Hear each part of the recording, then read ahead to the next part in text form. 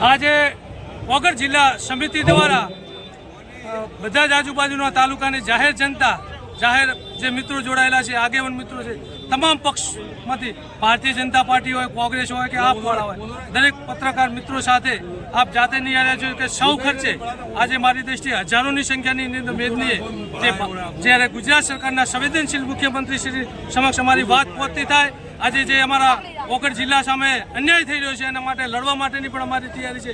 અમારી સરકાર સામે ના લડવું પડે એટલે માટે કરીને અમે નમ્ર વિનંતી કરી છે કે અમારા ભારતીય જનતા પાર્ટીનું નેતૃત્વ હોય કે વગર જિલ્લા સમિતિ હોય કે જે અમારી સમિતિ છે એમને અમૂલ્ય આપણો સમય આપી અને અમારી વાત સાંભળવા માટે ખાસ નમ્ર વિનંતી કરું છું. અને આગામી સમયની અંદર જો મારી વાત સરકાર નહીં સાંભળે તો જાહેર સ્ટેજ ઉપરથી પણ મેં કીધું છે કે જો અમારી સંકલન સમિતિ મને એમ કહેશે કે આમરણ ઉપવાસ ઉપર બેસવું પડે તો હું પણ બનાસકાંઠાના જિલ્લામાંથી વગર જિલ્લો બને એના માટે તૈયારી છે.